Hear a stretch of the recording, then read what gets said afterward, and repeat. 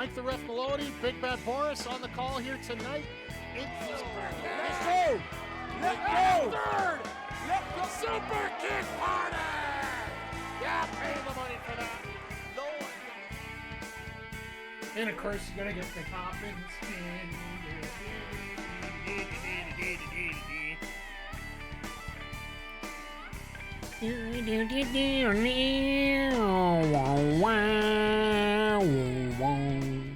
Hey, yo, and away we go. Hello, everybody, and welcome to a special edition of the AEW Dynamite Sidecast, sort of.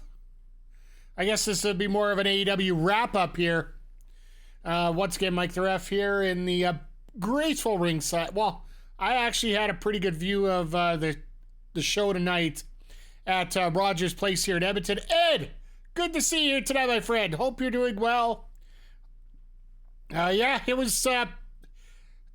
I felt the atmosphere was really good for tonight. There were a couple funny segments there as we were going along tonight. This one here, I don't know how it's going to do because I hate review shows because I never take notes. I didn't take notes. I just thought, I'd get on here and give you guys a feel. If there's anything that you saw tonight that you want to ask about during the show, please feel free to let me know, and we will go through there. Bruins had a rough night. I tried to watch Dynamite, couldn't get past Trent being Trent like a big deal as singles. I think the Trent and Orange match is going to be another hardcore match you're going to have at Double or Nothing. It's a big feud. It's not that he's a big deal, but any local guys make the ROH tapings? Tara Zepp actually worked Anna Jay for a match. Other than that, they only had four ROH matches because they are taping a few in Vancouver on Saturday. Typically what they do is when they have the Rampage on the Saturday is they'll still have ROH, but they'll have it set up over two nights. So instead of having a 16,000 hour night over one city like they did in Calgary a few times here, they sort of spread it out amongst the two different nights here. But no, I'll get to the ROH. Well, you know what? Let's get through the ROH card real quick because I know that I'm gonna get all sappy if I keep thinking about it. But we had London Lightning taking on Kyle Fletcher in a Proving Ground match for the TV title. That was fun. Probably they wanted to get people out to watch the Oilers puke out a terrible third period. I don't even want to get involved in that one right there, but Lightning did actually do a very good job in there against Kyle. Kyle, when Ospreay says he's the heir apparent, you can see the signs of it as you go along. We had the aforementioned Tara Zepp versus Anna Jay match go on, which it looked like it was Zepp's first big match situation. I'm sure she's probably had more, but it was very quick. That's the best way I could put that there. Anna Jay looked great. She was pretty smooth out there as things went along. And yeah, it was an enhancement talent match. I don't know how much more I can put on it there. Third match on the card was Sky Blue versus local favorite. And if anybody's watched this channel long enough, know how much of a favorite she is of mine, Rachel Ellering. This one here seemed to be a very good match until a certain point where I was just getting reports in and found out after the match somebody was throwing out some pretty sexist slurs out at both competitors, and it was not exactly the most hospitable way to do it. Eventually, right after the match, both the referee and one of the wrestlers went to the security and got the guy punted from the building, which too little too late, but all in all, these ladies had a very kick-ass match. Probably, I would say the second longest of the four. And then your main event was Mike Bennett versus Magic Mike. You know that, or Matt Bernard, sorry. My bad. The Magic Man, Matt Bernard. My bad. Magic Mike, yeah, I know. We'll save the jokes for another time here. Daddy Magic. Thank you. Jeez, why is that the one name I always screw up here? I feel so horrible about it. You can see I'd stumble over everything, but thank you for correcting me there. This is playing off they're wanting a tag title feud coming up here with Daddy Magic eventually getting the win after a distraction finish. Matt Taven come in the ring with some powder as the referee was taking the title away from the corner as Bennett was holding Menard there, and unfortunately Menard ducked. Bennett eats the powder. You end up getting the cutters out of nowhere on both men. 1, 2, 3. Daddy Magic gets the win and lines him up for an ROH title match, which might actually have a special partner here, because after the match, both Taven and Bennett beat down Daddy Magic, and all of a sudden out of nowhere, Orange Cassidy shows up. So Orange Cassidy might possibly be the partner now as we're moving forward in this program, which it might be time to take Orange Cassidy off TV after this feud with our favorite Trent Beretta gets used up here. So, but you'll get a chance to see all this next Thursday on ROH Wrestling TV, which I know there'll be a nice summary coming up on our local establishment next Thursday as well. Hope you guys get Andre on the. I don't know if Andre stuck around for that or not. So, well, either way, it was myself personally. I was actually surprised how many people actually did stay. Just looking up until we got to the main event, we probably look at about, I'd say, a half to 2/3 were left. And then once Orange Cassidy got on the mic after the show, literally just everybody was just reeling for the exits there. So, but yeah, this card tonight, like, I don't know how it translated to the cameras and to the audio of the show. I'm gonna have to go back and watch it here sometime, maybe tomorrow morning over breakfast. But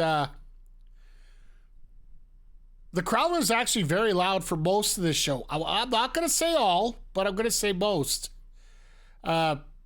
Attendance, I believe Crowder brought it up here, was just over 4,000. So.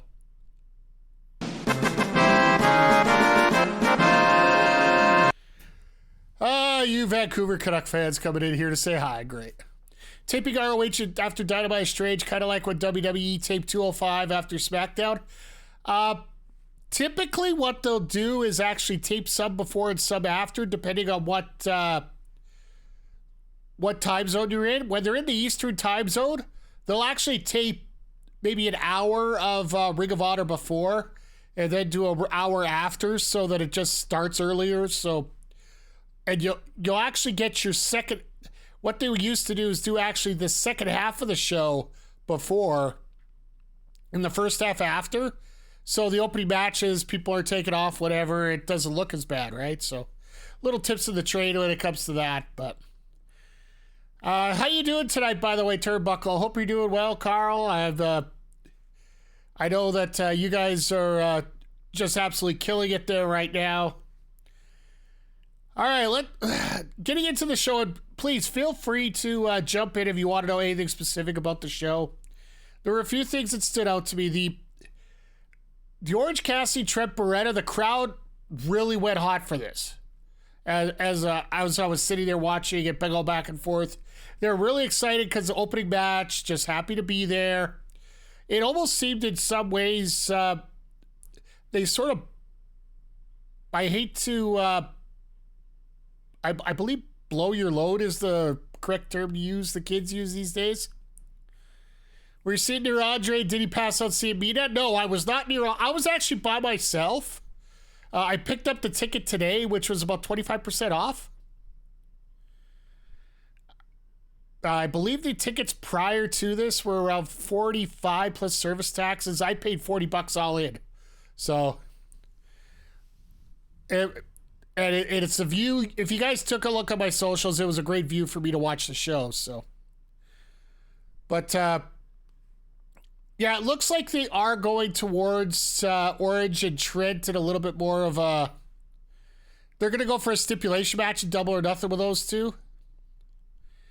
And yeah, in terms of liking it, I think this crowd absolutely dug into this. $40 all in, pun intended. They did do a lot of promoting of future shows down in the States, which I laughed quite a bit about, but that's just me. Other points tonight. Frankly, nobody gave two bits of a rat's you-know-what about Serena Deeb's promo, which sucks. Because I know she was telling a good story about her seizures and overcoming them and overcoming obstacles to become the champion. Literally, there was a Let's Go Oilers chant. There was a Let's Go Oilers chant right in the middle of her promo, and she literally had to stop because the fans literally did give two hoots. When Toni Storm came out, things picked up once again. But unfortunately, when you're... This crowd was very hyper-focused at times, let's put it that way. But I digress. Run into Edmonton wrestlers at the show. I saw JJ Spade was down below. I know you messaged me that you were right next... It looked like you were right beside me. He was a couple rows down, actually. I saw the green guy. The green guy was about 7 rows ahead of me here. That guy in the green hoodie there. But in terms of catching up, I saw Parrish there, local streamer, former wrestler, maybe wrestler again. It's Parrish. Guy that looked like you was... I don't know. You're the one who said... Oh. You were saying that he was there, yeah. Gillick, good to see you tonight as well. It was a lot of fun checking things out in wrestling, and I know you were singing the same row. It was a lot of fun. The Mariah May Mina Shirakawa match had its ebbs and flows and got things going together. Everybody started to fire up a fair bit here. Crowd seemed to enjoy it. I have to give kudos to somebody I really don't want to give kudos to tonight as we're talking about the card here. That's Chris Jericho.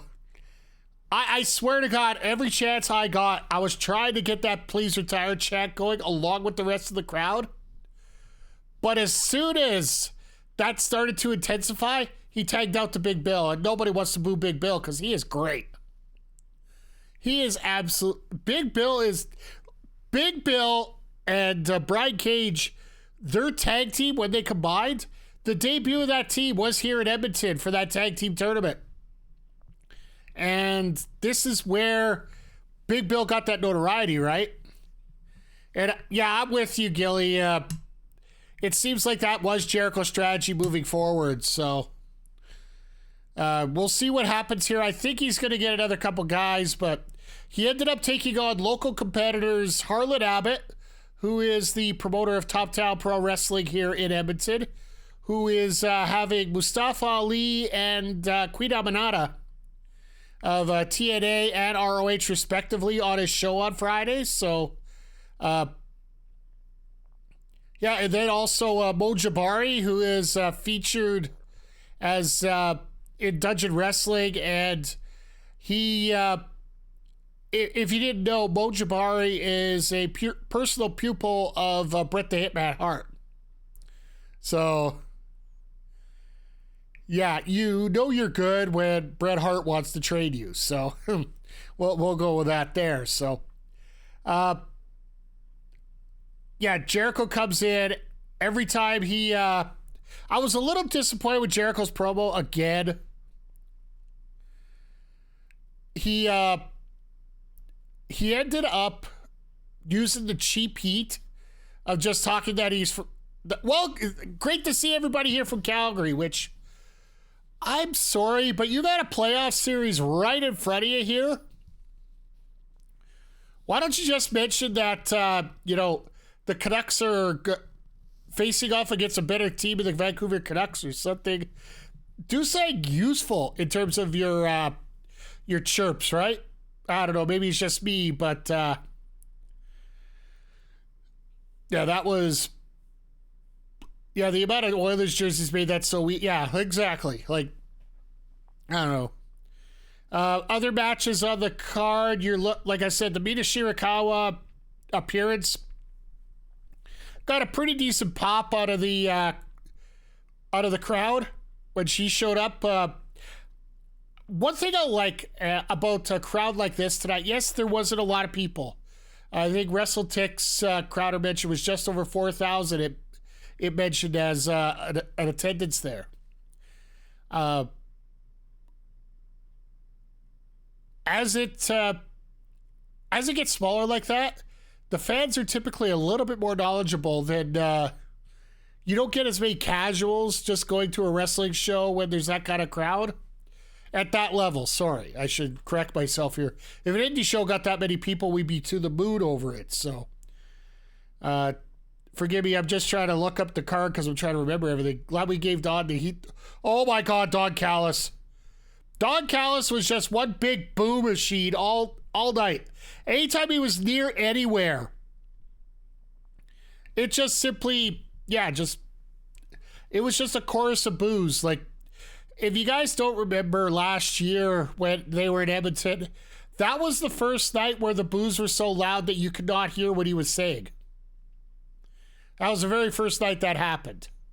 Because Callis came back with the Gorbachev blotch on his head, which we're still blaming for everything here. And I like Christian's knock on the Oilers a lot better than Jericho's cheap heat. Yeah, like, the fact that a Toronto Maple Leafs fan is actually chirping about the Oilers was rather comical. But at least Christian found a way to make it topical. So to me, that's also really important as well. So the sit down between Swerve Strickland and Christian Cage, speaking of Christian right now, I think it makes a lot of sense for the fact that they have a different kind of storyline that Swerve has to go through in order to get to Double or Nothing. Because now we have, 15, 22. We got 2 more Dynamites left to get there. Next week, he can take on Brian Cage after that, what happened there. The next week after, they could do a head-to-head or a tag match somewhere in there. I don't know. Either way. It was rather impressive. And Christian doesn't have to resort to the "you don't have a dad" shtick. Yeah, exactly. More so revenge for his son. Ugh. Yeah, because Nick Wade's first match was against Swerve Strickland in Saskabush, as I forgot to call it. Also, the vignettes about leaving him in a pool of his own blood at his dad's gym and all that. So, Brody King and Edge, Adam Copeland, sorry, whichever you want to go with here. To me, this one here almost got wrecked by the fans. Almost. Very brutal battle. These two knew exactly what they were doing. They did a lot of great work together. They told a great story. Some jackasses tried to start a Let's Go Oilers chant in the middle of a hardcore brawl like that. It got shut down real quick. And then you had the table that everybody was just dying for the entire match. Shout out to Brody King. It wasn't just our section, it was the whole damn area.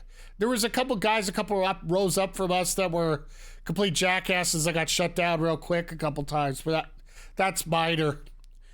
Shout out to Brody King during this match. Everybody was screaming for tables, so he goes underneath, pulls the table out, puts it right back in. And that's how you shut them up from a table spot. You want your table here? You got it. No, you don't anymore. Screw off.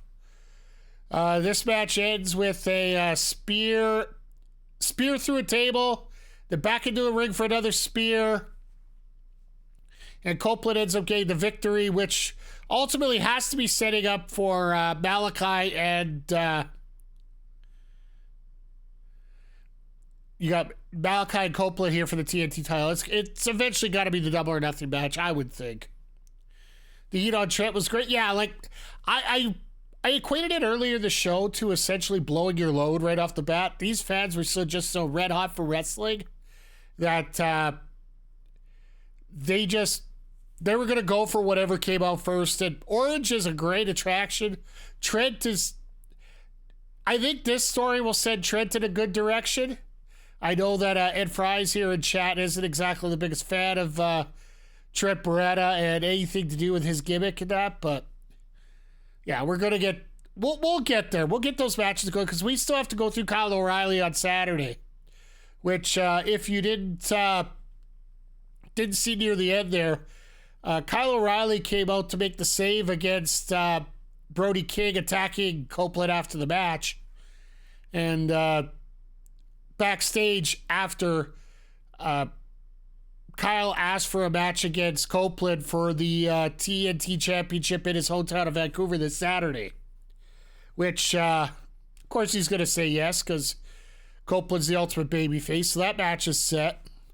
We'll talk about the other match that's been set here coming up here in a few minutes here, but the main event segment, which this is 2 weeks in a row they've done a main event segment, 3 weeks in a row because they got to count the TK thing.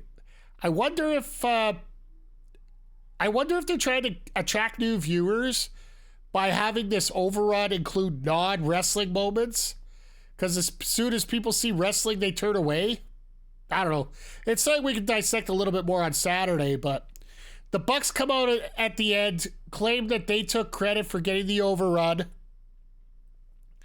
and then talked about how there's nobody that's going to come up against us in an Anarchy in the Asylum match, which Kenny Omega made the announcement earlier from his hospital bed in Winnipeg.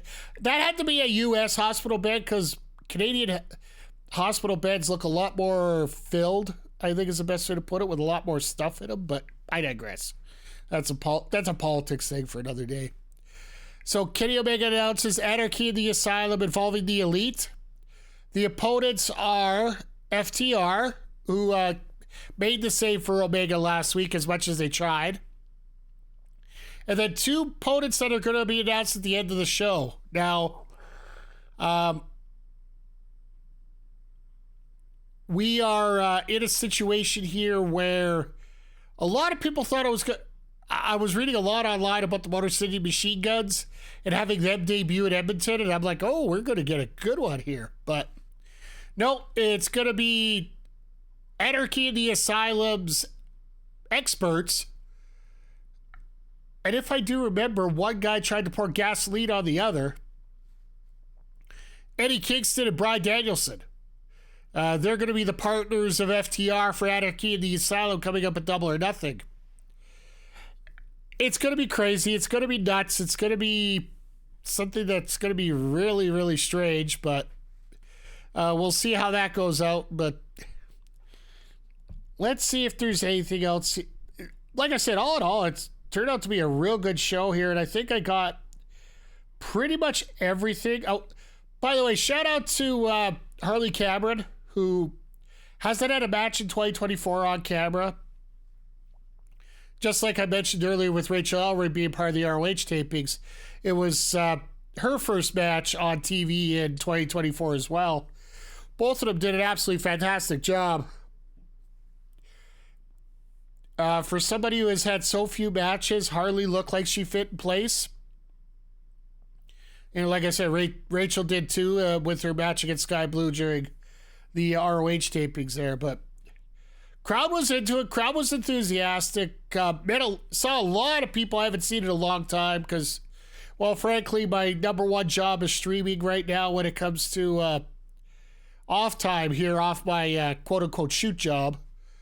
And yeah, it was great meeting a lot of you who were there, whether you're catching this live or VOD or YouTube, either way. You guys, it was a lot of fun hanging out with you guys, and a lot of people talking. I do have to summarize with some bad stuff here about outside of the arena. Pricing at the concessions, that's not their issue, but the pricing at the merchandise table, I get it. And you guys are good, and I did get it. And they got this.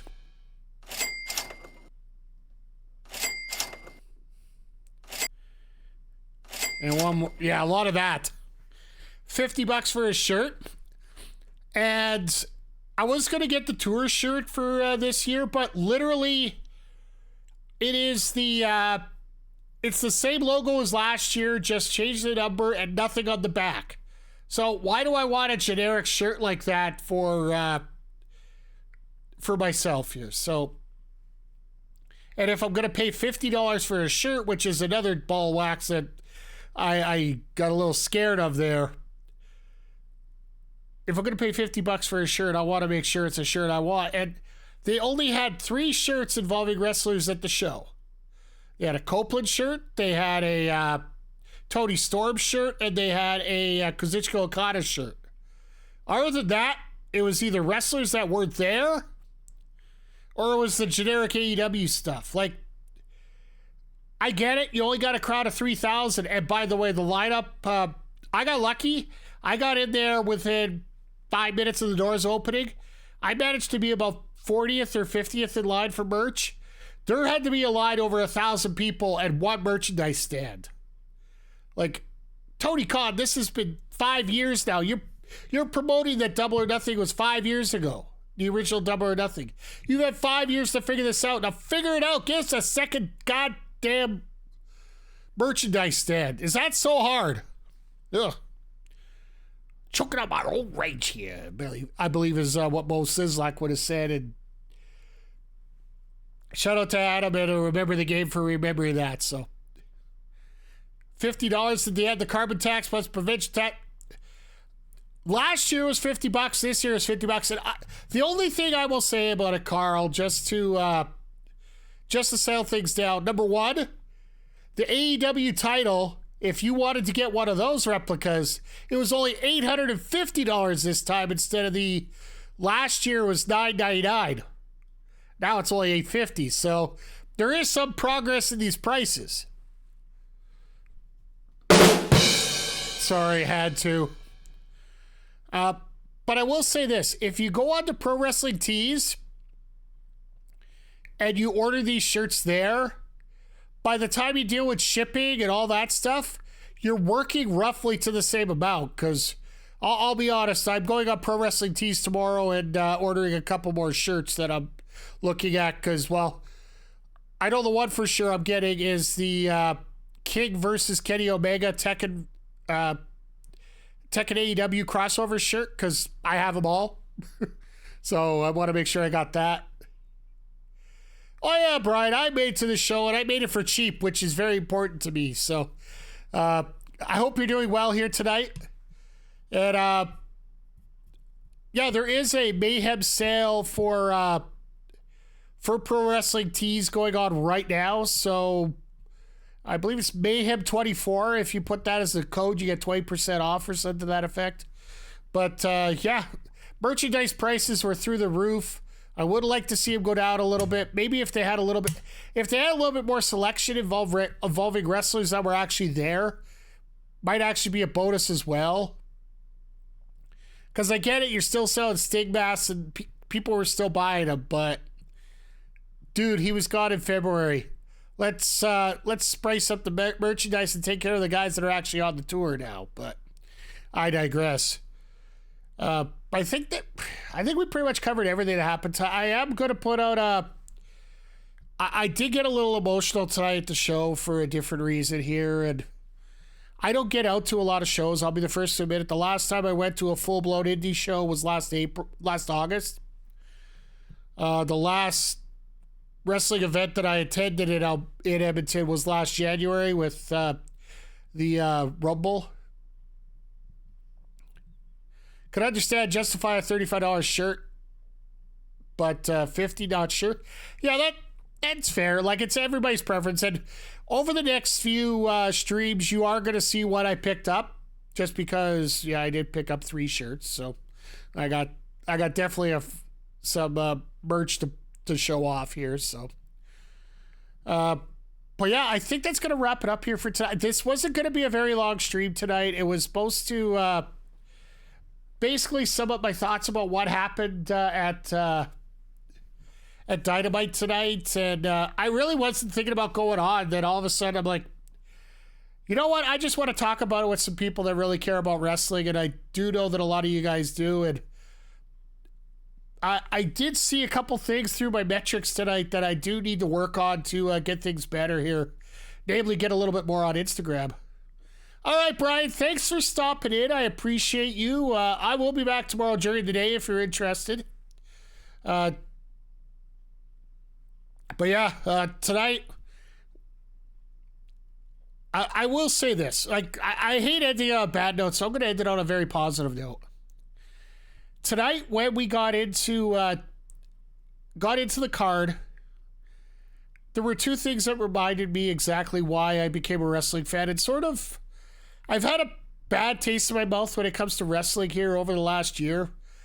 Outside of hanging out with you guys for AEW, I really didn't care much about wrestling. But there were a couple things that just got me back to that old feeling.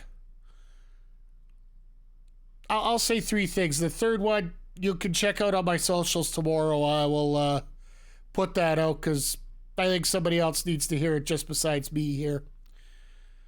There was a little kid 1 row ahead of us. He looked really scared about coming to his first wrestling show. But halfway through the card, his how do I put this politely? He was chanting along with the phrase, holy, holy, holy. The dad's looking crazy. I'm like, it's okay. It's the one night a year where he's allowed to use that word, okay? And everybody got a good chuckle out of it. The kid's like, oh, right. And it was a great moment. And it's just one of those moments that somebody's just that enthralled in wrestling that you just get lost in the moment. It's great to be an innocent kid again when it comes to it. The other thing that really gave me chills tonight was that pop when Copeland's music hit. I don't know how well it translated on TV tonight, but it was legit, and it was a legit pop. Like, it went from 0 to 80 in a hurry. And when Copeland came out, the place just went unglued. It was legit. And you could tell everybody there was excited to see him. So, and like I said, the third one I'll put up, I think I'll put up on a little social media post tomorrow. So feel free to check that out then. So.